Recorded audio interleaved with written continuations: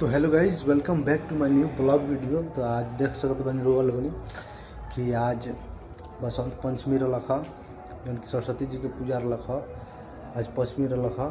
तो देख सकते बनी रोल बनी हमारा गांव में स्कूल पर पूजा होखेला जौन कि चांदा बिटोर के पूजा होखेला। तो आज पूजा भइल है, लड़का सब 1200 देख सकते बनी रोल वही में वही गेट उट बंद कैले बना सा अंदर में बना सा का करता से का ना करता सा रोगन के हम देखावा तनी आई सरस्वती जी का आशीर्वाद रोगन ले ली लोगनी।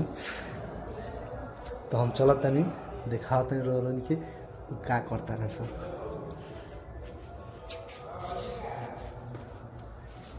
देखिए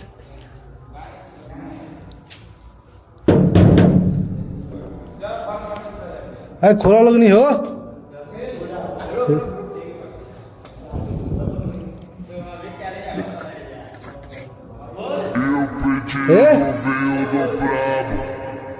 One top.